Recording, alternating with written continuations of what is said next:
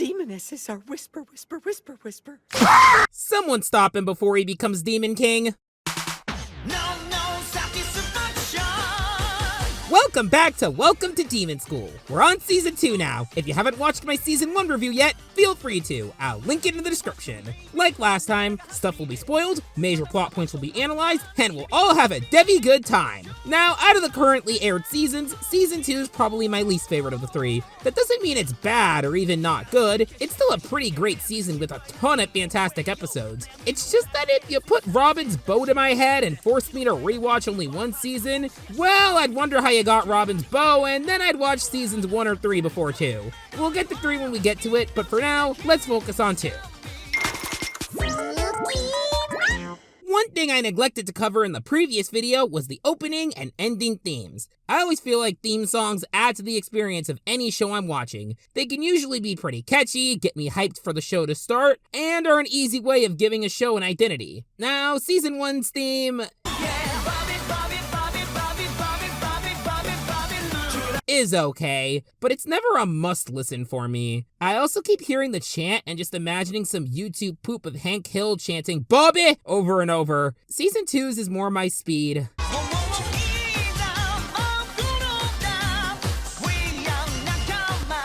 It's much more my genre, and the singing just goes hard. And as for the closing themes, Demon Love Life? I do like the song. It's super upbeat and catchy, though it just feels weird for an outro for the first season, especially since girls like Elizabetta and Carolee don't get much to do until the end of that season. As for Season 2's,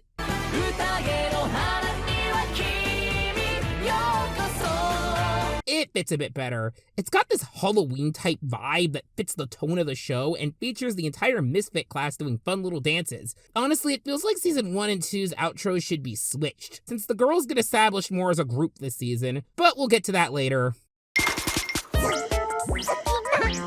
Right away, this season kicks off by introducing a new character. Wait! I am talking, you're right! You think? Well, technically he was already here, but not in this form. This is Alucard, or Ollie for short. Sorry if I butchered that name. Iruma's ring, who now has the ability to talk. Even Ollie himself is confused about this. Going back to Season 1 for a bit, Ollie was introduced after the race near the beginning of the show as the Gluttonous Feeder Ring, a ring with Sullivan's magic that Iruma's been using to hide the fact that he has none. I didn't touch upon this in Season 1, mostly because, well, he becomes a more fleshed out character here. Now, at first, I was a little scared. One trope I hate that so many shows have done is one where a character sees something abnormal, tries to tell others, thing is gone, and the other characters just think they're crazy. It tends to feel very condescending and just lowers the likability of anyone around here. Here they, kinda do that. Let me explain. Iruma tries to show Ameri the thing can talk after a funny gag where Ameri sees him cross-dressing, and Ameri says, "Now stop it! Rings do not talk!" Already, this raises a few eyebrows with me. So you're in this fantasy world where any type of animal or monster thing can be a demon and magic casually exists, not to mention Clara's pocket dimension powers, but a talking ring? Nah, that's crazy talk, Iruma. Sullivan even sends him to bed thinking he's unwell. Now, despite my distaste for this trope in general, this is probably one of the best ways you could do it. They're not in your face about it, and it's just used as a way to establish that Ollie's current state is an abnormality even in the netherworld. He purposely hides from anyone Iruma was trying to show him for his own safety, since the people in this world would experiment on him if that's the case. And then Iruma never tries to show Ollie to anyone again. It becomes quickly apparent that Ollie's sudden, existence was caused by Iruma going up in rank at the end of the battler party. This makes Iruma's goal to move up in the ranks have a stronger purpose, as now it gives Ollie more strength. Their dynamic is incredible. They kind of have this Aladdin and Genie thing going, as Ollie carries a lot of strengths of that character type. Your Genie, Bill Scythe, or Discord types, which is always a treat. Also, this episode is home to one of my favorite Tsukimas. I finally got the hang of using an evil lens camera. Now I'm really ready to take beautiful, sneaky pictures of Iruma and President Ameri. Get your tabongos right here now. Every last one's gotta go. I cannot stress how funny good old Eiko's Quesos is. Now on to the first notable arc of the season. Due to Kirio's, sudden arrest, the magical apparatus battler has been closed down and our ragtag trio needs to find new battlers. Clara hangs out with the gamers, as with the new magics, and Iruma gets swept up into the student council. and it basically turns into a boot camp.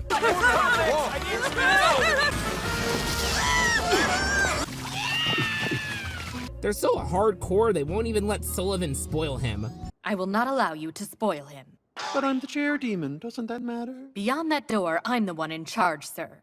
Poor guy. Despite being head of the school, the student council reigns over. You know, as someone who was actually in student council in middle school, I always find it hilarious how it's portrayed in anime. They're usually seen as the top authority of the school and are all super serious and tough, when in actuality, we just had meetings every week and planned the occasional school event. But back to the plot, Iruma's having a miserable time, especially given the limited quantities of food he can eat. Iruma eventually gets better at doing this, and Ameri actually considers making him a permanent member of the team, until...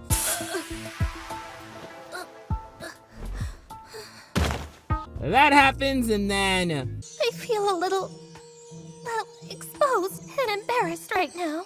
Welcome to the Ameri but docile arc. As you can tell, Ameri has been stripped of her tough exterior and is now more traditionally girly. And the students' reaction to this is gold. Oh, President, where is her usual valor? Lady Redhair's little twin sister. I really appreciate how Kira Buckland, Ameri's English VA, does a really good job at showing her range with regular Ameri and dainty Ameri. Anyways, due to her lack of assertiveness, the student council struggles to get anything done, leading to our next new character...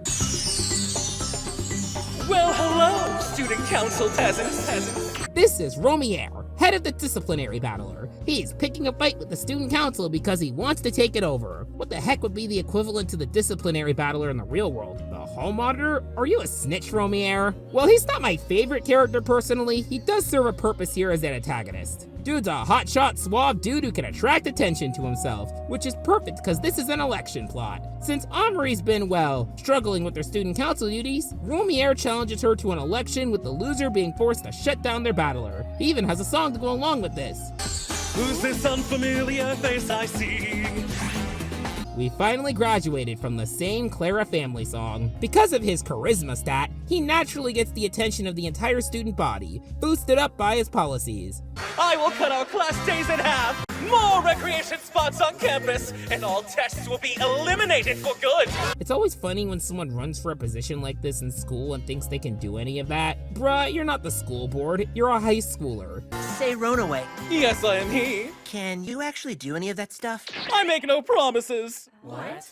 More honest than your average politician, but he is persuasive enough to draw in a larger crowd, creating a bigger mountain for the student council to climb, and I just gotta say, this is pretty refreshing to see the student council in a non-antagonistic position. This feels super rare. Here, they're the underdogs. Mostly because Ameri is a lot more clumsy and scared. I'm just gonna go over the school budget. This version of Ameri is just adorable. Personality swap plots are always interesting and a fun writing exercise, so seeing Ameri in this more vulnerable state is so cool. We then learn per Ollie that the spell's technically worn off, but there needs to be a certain trigger for a breakthrough. Something deep inside her, but not before the most autism-coded Tsukima. Hey, Asmodeus, let's have a chat, yeah? How about no? No, thank you. Would you want to talk about your master Iruma? This is so Master Iruma. He's so insanely Master Iruma. He slays me.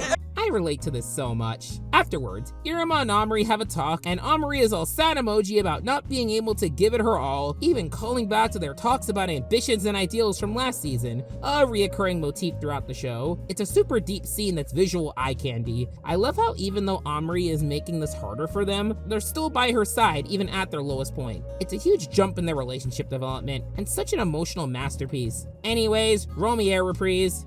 Every day at school should be remarkable! Put your trust in me! We're at the election and Romier looks like he's gonna take it all. Ameri is scared at first, but after talking herself up in her head, she unleashes the most badass speech about desire. It's because I desire to make this school the best institution there ever was! The speech really speaks for itself. It's such a poignant message in general. Eiko's fangirling here says it all. My president! Oh, no! Well, Eiko, I hope you ship it because... Iruma, it appears I've fallen deeply in love with you. Needless to say, Ameri wins the election and they find out who the real culprit is. This is Chanel, the school's otaking. Trust me, I'm not exaggerating. He literally did all this just because he's so obsessed with Ameri and desired to see a softer version of her. He's around their level of creepy. Needless to say, he's punished immediately and they decide to let Romier join the student council. Do his Gary Oak cheerleader-looking sidekicks join too? Also, Iruma gets his battler back. On to the next arc! After a fun episode where Iruma invites Az and Clara over, that fun fact is exclusive to the anime, we finally see what the last scene in season 1 was hinting at. So at the end of episode 5, Iruma is pondering to Ollie about all the questions he has about the netherworld, particularly evil cycles. So Ollie makes it happen. Ergo, Iruma's evil cycle. Evil cycles are always a very fascinating element of this world to me. At first glance, they seem like your typical, here's the edgy evil version of the characters, but it's a bit deeper than that. They appear more evil in the way they talk, but at the core, their ideals are still the same. For example, notice how Iruma is still a fucking muffin when talking to his friends. Are you ready? You wanted to carry that, right? It's all yours. Thank you! He's also a lot more confident. Look at this, he turned Eiko into a rocket! You wonder how Gakko keeps saying, I don't think I mentioned her name in the last video. And this morning he was like, Clara. Huh? I'm cold. Come here. Poor Clara, but we know she likes it. So basically, Iruma's finally sick of the misfit class being in a literal garbage dump of a classroom, so with his newfound evil cycle confidence, demands Caligo access to the Royal One, the classroom the Demon King attended. See, despite having high-ranking demons like Iruma and Az, the misfit class is still treated like garbage by the rest of the school, with Caligo even citing the reasons they're in it. Carolee Croquelle is perfectly fine. Ironically, she's the closest thing the class has to a mean girl. But Iruma and Caligo reach an agreement that the misfit class needs to get permission slips stamped by the entire faculty. This leads to what I consider to be the proper introduction to the misfits as characters. See, in season 1, there wasn't really too much to them beyond their surface level traits. Sure, we had Carolee's Demdoll Sona, but that was close to the end of the season. Here, we finally have some focus on them. And I fucking love these dorks. We see throughout the next episode how they successfully convince each teacher to give them their stamps. Jazz steals Caligo's planner and gives it to the local Caligo simp. Alistair talks to this teacher about smarty demon stuff, and Kame Demonesses are whisper, whisper, whisper, whisper. persuades an instructor who should not be within 50 feet of a school. We also learn about their bloodline abilities, or bloodline magic, abilities connected to their lineage. A lot of them are centered around their personalities, like Jazz having these snake fingers to steal things effectively, but we also get some pretty unique ones. Agaris has earth powers, for example, which is pretty funny given he's always floating on a cloud. Then we got Leads, which allows him to control people's senses, which he uses to play this instructor in a game called... This is a crummy game. I thought of it all by myself. I call it Doo-Doo-Doo. Game of the Year right there. And through this game, we learn of Elisabetta's ability. Bloodline ability, Full Love Gauge. All things around her show her favoritism, thus giving her the upper hand. Also, Iruma gets student council approval by... He's so close. I want everyone to truly see them. Close, close, too close. Man, between this and the docile arc, Ameri's having a rough start to the season. Really, sir?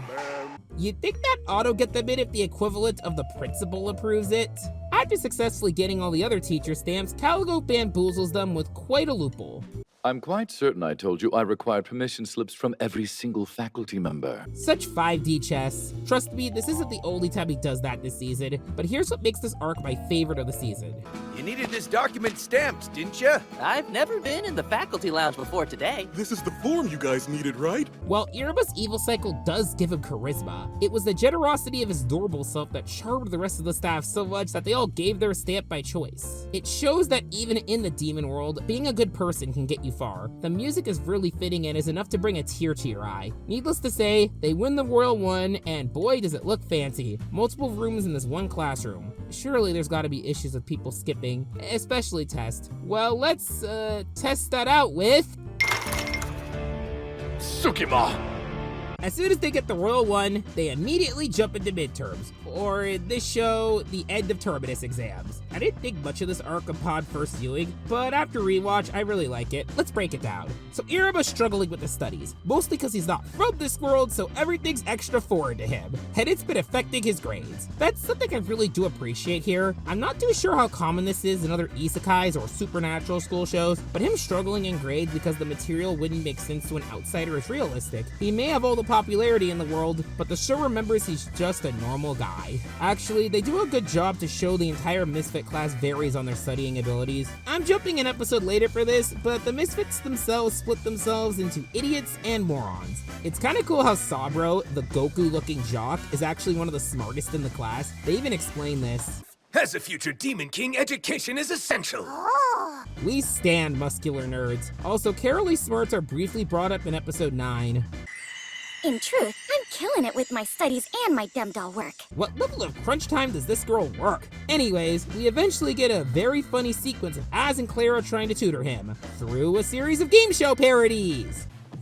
If the blood moon was 3 days ago, how many days from today will we see the blue star? And this Who Wants to Be a Millionaire one was the only reference my filthy American ass could catch. The others I'm assuming are some Japanese game shows, and I'm loving the variety here. They allow the artists to play around with the designs, like giving this look for Clara. Again, this would be super funny if I knew what game show they were referencing. I do want to see a Family Feud team consisting of Sullivan, Opera, and Iruma though. That'd be cute. Basically, the game show spoofs serve as a purpose to tell Iruma he is dumb. Also, Clara's dumb, but not as dumb. One small detail I do love is Clara bragging about how smart she is, when in reality, she's still an idiot by Netherworld standards. Gives our little gremlin a small sense of accomplishment. It's cute. Anyways, after Iruma proves that he is indeed not smarter than a demon, he finds this book about mythical zoology, which basically just asks him about human stuff. How many wings do humans have, if any at all?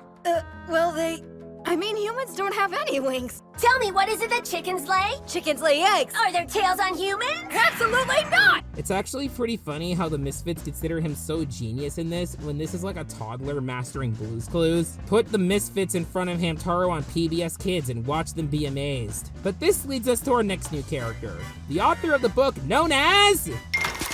Tsukima, Tsukima. Professor Bollum, the professor for imaginary beasts. He's got a freaky mask, chicken legs, looks scary as fuck, and is such a muffin. But we'll get to that. Bollum starts out being portrayed as quite the threatening figure, which is an extra funny juxtaposition given how basic his lessons come off to a human. Countless imaginary beasts have existed and roamed this plane. Clara really is just the school's cat. He may teach imagination-based science, but he can't keep his hands off living creatures, so the lesson idles. It's definitely a way to get around a character having a creepy quirk to them. Of course, this gives him a sort of reputation among students, saying he kidnaps them for blood experiments, but that's how school kids work. I know he doesn't mean any harm, especially with what he says about humans here. Well, if I were to encounter a human, I'd love to ask them how they managed to survive among us. This is a rather interesting takeaway and perfectly establishes his character. See, Bollum's a rather odd fellow by demon standards. He has a fascination with humans and wants to know what makes them tick, while the other demons in the scene were discussing what humans taste like. Heck, in earlier episodes, it was established that a chunk of demons don't even think humans exist. Meanwhile, Bollum here is so researched on them that he senses something's up when he realizes that Iruma doesn't have wings. We even get a flashback to a younger Bollum having a bunch of picture books on various creatures in the human world and being seen as an outcast for it. This level of hyperfixation mixed with his touchy ability, showing he's not the best with boundaries or social cues, almost makes me want to say he's on the autism spectrum. Now, as someone on the spectrum, I think a lot of the characters in the show are low-key neurodivergent coded, especially Bollum. This flashback alone was something I definitely related to as an autistic kid in neurotypical classes. This was triggered by Iruma saying, I'm actually human. Bollum is now on the list of characters who know Iruma is human, along with Opera, Sullivan, and Ameri with an asterisk because she's not fully sure. Also, Bollum's threatening voice juxtaposed with these lines are hilarious. You are too pure and naive a creature! The voice makes sense. He was schoolmates with Calgo after all, but Bollum's introduction is extra important. For you see, Bollum has written picture books, and is using them as study guides for high schoolers. Once upon a time, there lived... Moo! Cool! Hey! This is what's called verbal magic. It covers a wide, varied range of spells. Mu, however, can use magic without verbalizing the spell. This is called mental magic. It's really cute, and I guess this brings me to the next element I want to praise about this show, how wholesome it gets. It's an anime about demons, and it's frankly one of the most wholesome anime I've seen. Obviously, adding more cute and optimistic elements into demonic characters isn't anything new. Hazbin Hotel is one of the biggest cartoons right now, but the way it's done here just really warms my heart. So we got this anime about a demon school and a human who needs to survive being eaten. However, if I played someone this scene out of context,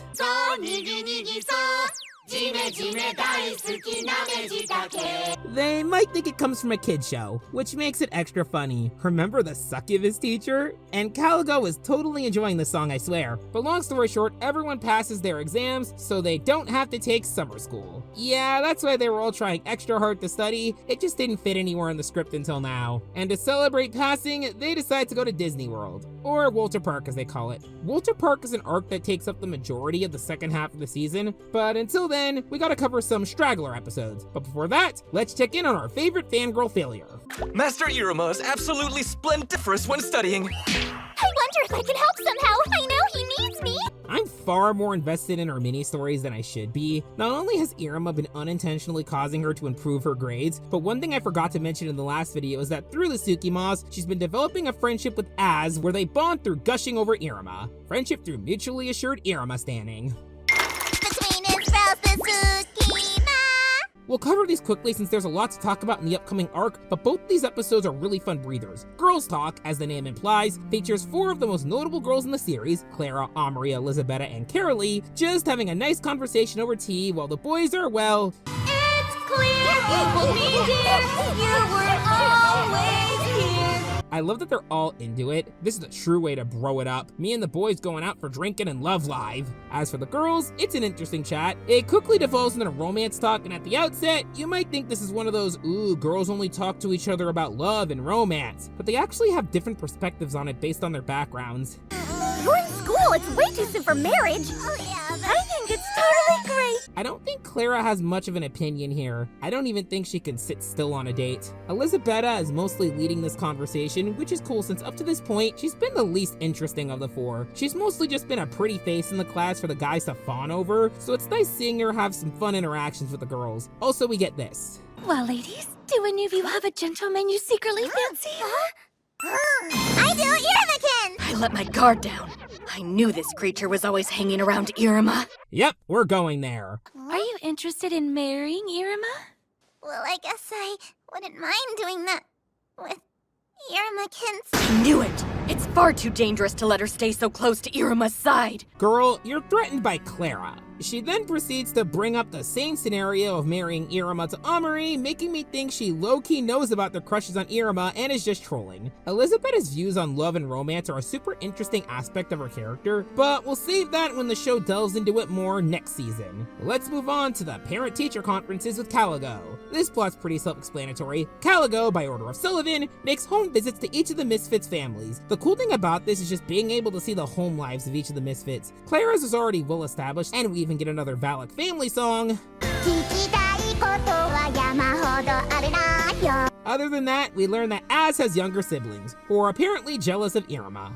You're so cool and strong, and we both look up to you. Lately, you only play with Master Iruma. You never play with us anymore.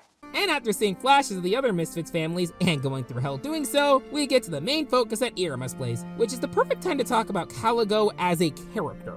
Caligo, I'd say, is the show's closest thing to a butt monkey. You know, the type of character that just suffers constantly. He's grumpy, hates teaching for the Misfits, is stuck as Iruma's familiar, and in this episode, well, backstory drop. When he and Balam were first years at Babylis, Caligo kept getting blamed for attacking the students, even getting the nickname Shadow Leader. And the real culprit, a younger Opera, who proceeded to make Caligo their bitch the whole time they were there. Now, this all goes to show that it might be easy to feel sorry for Caligo, and it can be. However, the way Caligo acts in the show perfectly balances it out. First of all, Iruma and Sullivan, despite bringing him stress, have a lot of respect for him, as shown in the scene where they're looking through a book of all the hard work he's done. Despite being the strict, no fun allowed teacher who willingly gives his students extra work just for pissing him off.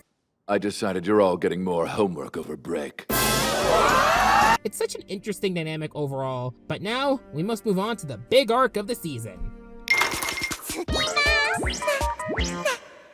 Alright, there's a lot to talk about here, so buckle in. Always interesting to see summer vacation arcs in a series primarily set in a school, especially in a supernatural school. It gives a perfect opportunity to expand the world beyond the school. There were definitely moments of this in season 1, but we were mostly at Babyliss. Here we get to see what a demon world is really like, specifically a demon theme park. This is Walter Park, which is an obvious play on the Disney parks. So does this mean there's a Netherworld Disney Channel? That's a rabbit hole. I mean, Carolee is kind of like Hannah Montana. Another benefit of this in school anime specifically is it allows us to see the students out of their school uniforms. And let me tell you, they all rock these casual outfits. They all want to scramble in the park, but their chaperones ain't having it. So they decide to split into 3 teams and have a contest to see who quote-unquote have the most fun. Which seems kinda subjective to me, unless one team member gets seriously hurt. But yes, here are the teams and I'll be giving them names. Balam's team is Team Main Character Syndrome. You got Iruma, Az, Sabro, a sleepy boy, everyone who acts like an anime pro tag.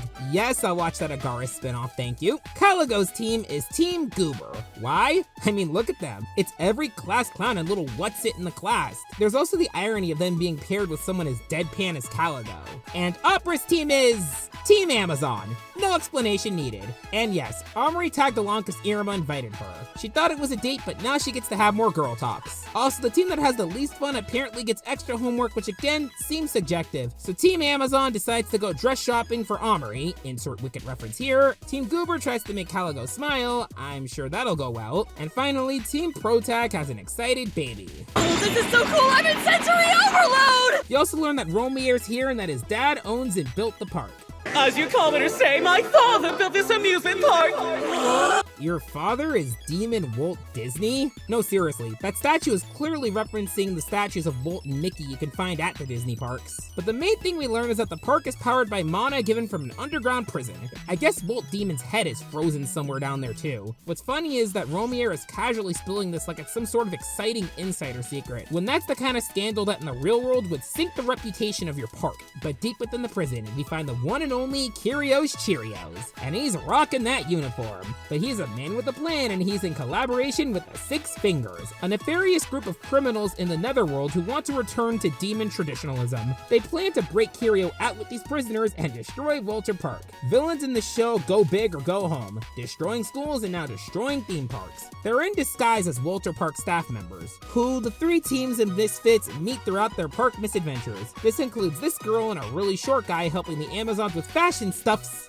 this scary guy and a skeleton helping out Team Goober with carnival games, and Sheeta, who helps a lost Iruma find the way. As how could you lose him? No, we just need to go straight down this path and we're there! There is no path straight down there, you moron! Fine, and we'll just have to— Oh, that's why. The guy between them is the last staff member. Back to Sheeta, she's probably the most interesting of them. She has this deadpan tone and scary demeanor, but she's strangely the sweetest and most genuine of the 6. Kinda reminds me of Balam, but a girl. If I try to touch them, the animals will run away. Very much like him. The chicks surrounding her also are very adorable. Now we have a kaiju attack! Yep, full-on escalation here. I'm sorry if parts of this are getting recappy, I just needed to set the stage to talk about the great character moments that happen in this battle. So obviously, we get to see how each of the 3 teams handle a monster fight, since 3 of them are attacking the park. I'll talk about each team individually. Team Goober is forced to fight the beast themselves, as Caligo uses it as a chance to test them. The funny part is, he's shown afterwards to be able to take it out, so he's clearly not fazed by any of this. We do get to see more of their bloodline abilities in action though. Lead being able to control the monster's senses is a unique take for someone falling into the gamer trope. We get to see Garp, gonna be honest, different sources have told me different names, with his cool wind sword powers. I totally play an RPG as this guy. Kamui has friendship, allowing him to communicate with creatures. He also has friend zone for when he talks to girls. And for the battle, Jazz is leading them because he's the highest ranked of the 4. It's actually kinda wholesome. You'll learn that Jazz has this jerky thief of an older brother who is better than him in every way and treated him like shit. If I had a younger brother or sister, I would have been nice to them for sure.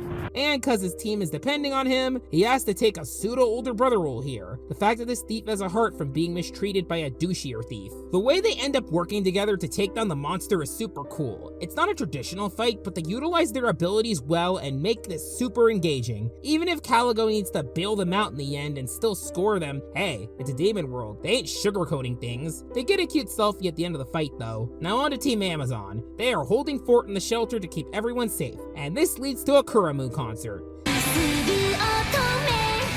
Helps keep the crowd distracted and morale high, and we get another banger song. While this is happening, Clara is having a good time with the beast. We also get to see Ameri's true capabilities. This is her bloodline ability, Romantista. Basically, her powers come from self-confidence. By believing in her own strength and power, she can conjure the best of her abilities and execute them. Honestly, Lucky. She gets through these fights in pure faith in herself. That's inspirational, even if she ends up fatigued as hell after using it. The white hair is so Dragon Ball too. The whole fight scene is just beautiful. It's well animated and the Kuramu song playing in the background keeps it epic. And this ends with Opera suggesting a weapon for Clara. Good to know she has a purpose for being here. And finally, Team Pro Tag. Agaris throws in a great save before the beast attack and uses his ground moves to protect them. Then within the chaos, Iruma sees a kid in danger and everyone has the bystander effect. Their own desires take priority, which means their empathy for others is almost non-existent. Gotta remind the audience that these are demons because it's sometimes easy to forget with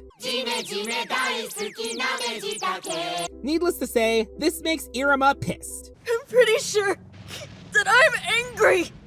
So, I've decided to use it! He's locked in. While Iruma is saving children, Sabro and Az are fighting beasts. They've been spending this whole arc fighting over where in the park they're going, and this carries into the fight, and it's hindering them, until Az dies. Just kidding, Sobnok shielded him. He even gives him a nice speech about ambition. Yeah, ambition and desire are just the power of friendship or heart of the cards of this show. We also got Ballum bailing them out and being a badass. Also, the beasts combine into one scary monster. It's the jacked up final form of a boss fight in a video game. And Ameri and Opera join the group. Now, when first watching this, I thought Clara just completely vanished from the plot since she was with them beforehand. It turns out she just went back to the Kuramu concert, but I was just imagining her getting distracted by a butterfly and chasing it through other animes while the climax was going on. And to top it all off, we get another appearance of Fluffigo, who is hilariously fighting this monster with the rest of the adults. But of course, Iruma, with the help of Ali, stops the morph beast. He has this hilarious back and forth with him during all of this. You want me to take in that much? First I'm hearing about this. I mean, I know I agree, but come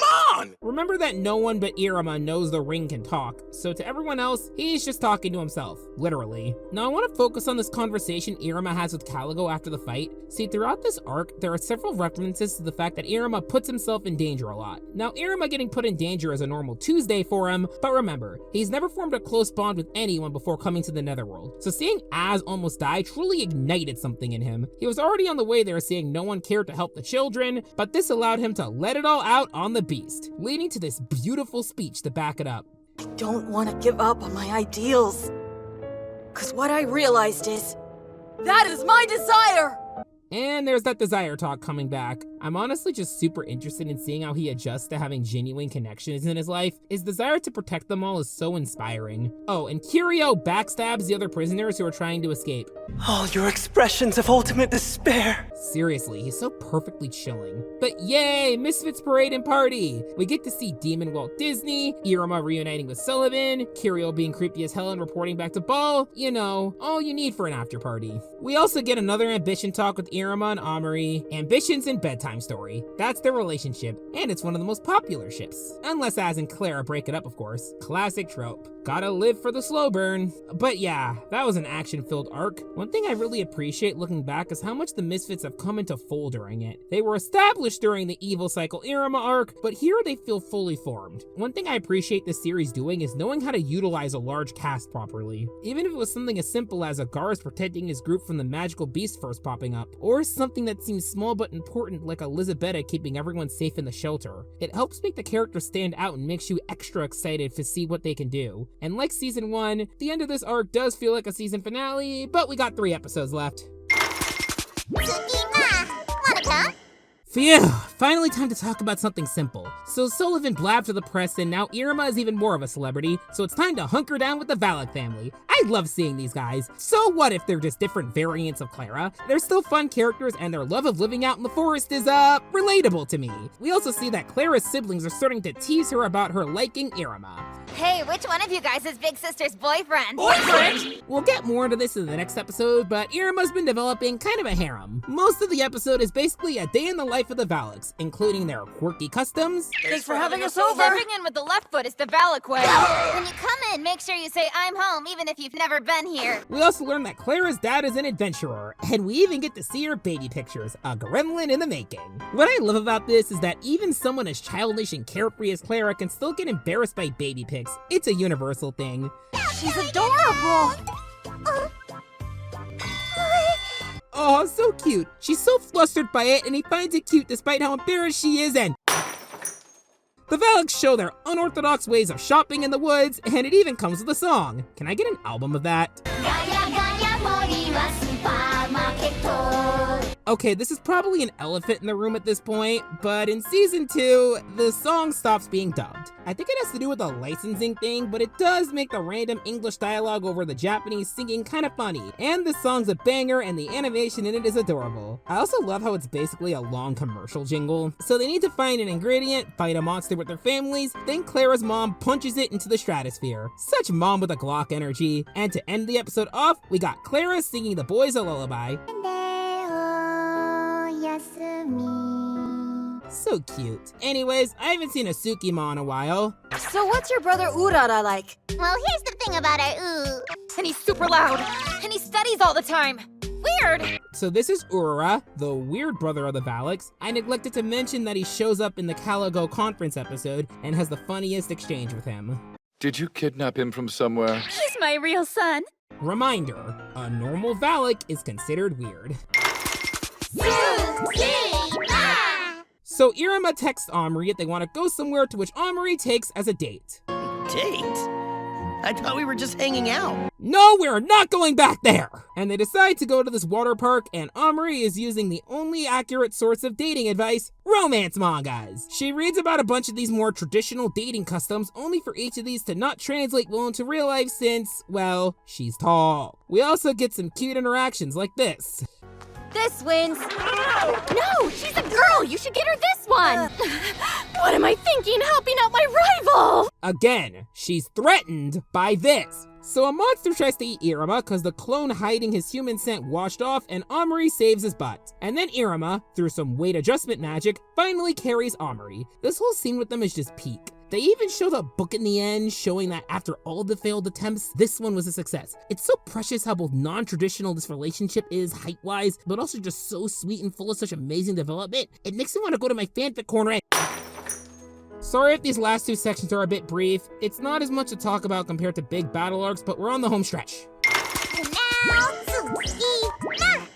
Like last season, the finale is a lot more simple but sets up the next season well. Between this and the last video, I've started collecting the mangas physically and reading through them, so I kinda see how both this and the anime are different. A whole chapter about Az at a ball that didn't even make it into the anime, a chapter that would have been set around here is moved to season 3. It's always so cool to see what stuff they'll move around to make certain chapters a season finale, most likely based on if they have that kind of energy. This finale involves Iruma and Sullivan prepping for the next term. By the way, Iruma's doing extra homework because despite the fact that the whole fucking park nearly got destroyed, the contest was still in play. Caligo says they all won, but because they all tied for first, it means they all tied for last. That even bastard and his loopholes. But that's boring. So let's cut to Iruma shopping with his granddaddy. The main topic of discussion during this being the former Demon King, Derkala. Former because he disappeared. Man, this guy had such awesome hair. Anyways, because Iruma asked about him, Sullivan just assumes he wants to be Demon King.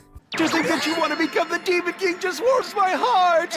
The show's probably going in that direction, and if it is, that'd be super unique. It's common in shows like this to have the hero be a scrappy young boy whose top dream is to become the best at their niche. So having a protagonist who's reluctantly going along with this with the path in sight is such a cool take. You even get hints to this like back at the end of Iruma's evil cycle, where he sits on the Demon King's throne and is shown to have some resemblance there. The other big thing about this episode is learning about the Netherworld's government. We get the Demon King, of course, but there's also the 13 Crowns, who are essentially its government. We've seen several of these guys up to this point, primarily Henry, who runs the Demon Border Patrol, but the others will definitely be important later. Also, Sullivan is a huge contender to be the next Demon King, but he's unsure if he will live up to him. It's really leaving you guessing. It's great as a finale because it gives you a sense of a path the series could take in the future and can hook you in for future seasons. Even better is that this episode ends with Iruma and Co. going back to class to learn that they're at risk of being kicked out of the Royal One, unless they all get to rank 4. Another great hook. And that was Iruma Season 2. For me, it's a slight step down from Season 1, but still enjoyable. I couldn't really articulate why though. Maybe there's a lot more moments I particularly enjoy. I mean, there's a lot of moments I particularly enjoy, and I do quite like amusement park settings. Maybe the highs just weren't as high as Season 1? Probably. My favorite arc overall is definitely Evil Cycle Iruma, Walter Park being a close second. And no, I didn't like this season less at first because it had a super long arc. The next season is mostly one big arc and it's one of my personal favorites, but I'm getting ahead of myself. See you next time.